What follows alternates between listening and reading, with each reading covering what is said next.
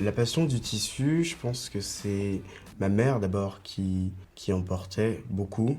Généralement, elle portait beaucoup de ces tissus quand il y avait des soirées particulières, des moments particuliers. C'est d'abord les motifs, puisque là on a une fleur d'une certaine forme, là on en a une autre. Les motifs, et puis après, ouais, c'est la texture aussi, qui est assez rude, qu'il faut savoir travailler, qu'il faut savoir découper. C'est ce qu'on appelle le wax.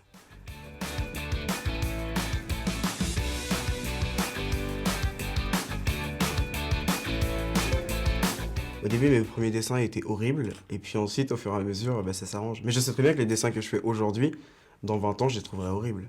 Mais c'est normal, parce que dans 20 ans, je me serai amélioré. Mon grand couturier favori, c'est Yves Saint Laurent. Mais après, je pense que je pars aussi d'un principe qu'on est tous différents et qu'on aura tous une histoire particulière par rapport aux vêtements et à la mode qu'on va avoir. Mais forcément, c'est un exemple à suivre, parmi tant d'autres.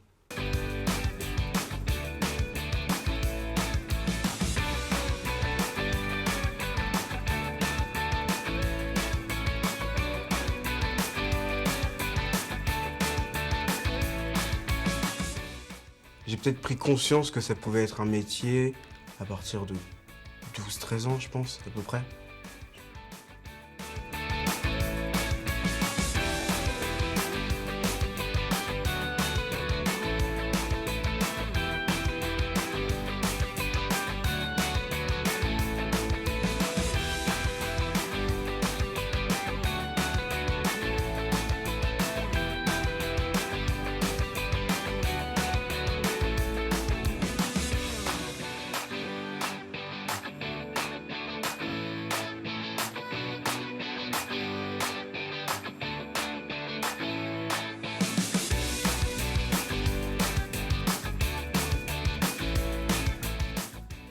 Alors la première chose que je fais, c'est que je dessine. Il y a des jours où ça marche pas du tout, hein. J'ai beau dessiner 20 fois, ça fonctionne pas, je jette toutes les feuilles. Par contre, quand ça fonctionne, là ce qui se passe, c'est que si je peux, je fais directement sur le mannequin. Si par contre ça fonctionne pas, là je repars de ma base de dessin. Cette robe qui est comme ceci, qui est assez quand même assez moderne, dans l'air du temps, assez jeune, assez courte, etc. À la base, ça devait être un haut et un bas. J'ai mis le haut, donc cette partie-là. Et ensuite, après, j'ai vu qu'il y avait l'autre bout qui restait derrière et je me suis dit, why not? Elle a le cul à l'air, pourquoi pas le remettre derrière pour qu'ensuite ça referme.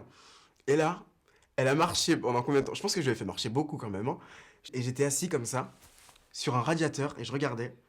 Et j'étais là, mais comment ça peut fonctionner? C'est pas normal. Et du coup, voilà. Et du coup, au final, ça a donné la robe qui a d'ailleurs bien marché, au final. Ma première collection, je n'ai pas cousu les vêtements. Ils étaient fixés par des agrafes. Pour mes premiers défilés, c'était moi qui cousais directement.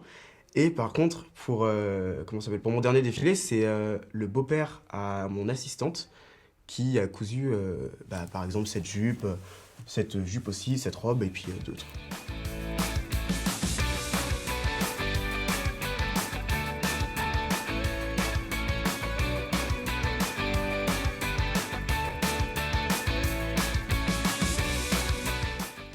Comment je trouve mes mannequins?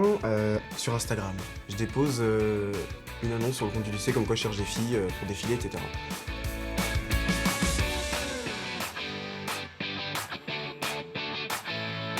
Qu'est-ce qu'elle pense de moi? Je pense qu'il y en a beaucoup qui me voient comme quelqu'un d'extraordinaire. Puisque j'avais reçu des messages par exemple de Salomé qui me disait que je donnais du peps à sa vie. C'est assez incroyable. Donc bon, après, j'ai jamais eu des vrais échos parce qu'elles me le disent pas forcément en face. Mais je pense qu'à mon avis, elles en pensent que du bien. En tout cas, de celles qui ont défilé. J'ai préparé tous mes défilés tout seul. Il n'y a jamais eu d'adulte derrière moi parce que je déteste ça. Genre, je pense que je suis assez indépendant pour pas avoir quelqu'un qui soit derrière mon dos en train de me dire ça c'est bien, ça c'est pas bien. Mais c'est pas, je pense que c'est pas ça qui fait que j'ai autant d'assurance. Je pense que c'est que j'ai pas envie de devenir quelqu'un qui soit un fardeau en fait pour les autres en fait. Je pense que je peux m'en sortir tout seul et je pense que j'en ai les moyens. En fait, il faut se donner les moyens de réussir. Et je pense que pour se donner les moyens de réussir, il faut aussi, ouais, se donner des petits coups de pied au cul et puis avancer quoi. Ma famille, ça va. Genre, franchement, ma mère, elle est trop contente. Mes profs, personne n'y croyait, hein. Franchement, ils me disaient, bon, allez, va réviser tes cours, va faire tes leçons, et puis on en reparlera. Après, au fur et à mesure du temps, quand on leur prouve qu'on sait faire les choses, bah, ils changent d'avis.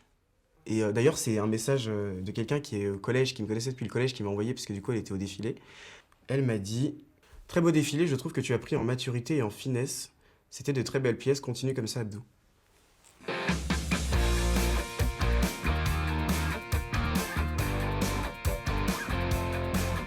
Pour mes histoires de défilé, parce que j'avais un culot extrême, franchement, faut le rappeler, et d'ailleurs, je l'ai toujours. J'avais demandé à faire mon défilé dans le quai la toute première année où je faisais un défilé. Aucune réponse, à mon avis, je pense qu'ils en avaient un peu rien à faire. Et ce qui est assez drôle, d'ailleurs, anecdotique, c'est que l'année d'après, donc du coup, au défilé de novembre 2019, j'ai appelé le quai en leur disant que j'étais à mon 3e défilé et que je voulais savoir si ça les intéressait. Et là, on me dit: ah oui, oui, oui, venez dès demain, on va faire une interview, c'est cela. Et là, je me suis dit: waouh, la vache, quoi. Et c'est à ce moment-là que je me suis dit qu'en fait, il y avait une récompense à son travail, mais peut-être qu'il fallait aussi prendre le temps, en fait, de l'avoir, cette récompense, et qu'elle pouvait pas arriver tout de suite. Et après, bah, j'ai été contacté par les Galeries Lafayette. Et là, bah, alors là, c'était encore plus explosif. C'était complètement autre chose. Stéphane, qui c'est Stéphane? C'est le collaborateur, l'associé, le pote. En fait, j'ai été mis en relation avec lui par la responsable communication des Galeries Lafayette. Il m'a beaucoup appris à hiérarchiser mes étapes, en fait. Je trouve que c'est pas mal. Ouais, parce qu'après, c'est pas mal comme ça, on va l'apprendre vraiment. Je sais pas si c'est. Ouais, tu vois, voilà, c'est ça.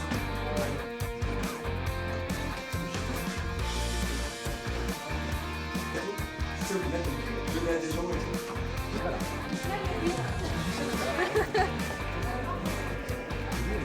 Ah oui, mais pourquoi le. Ouais,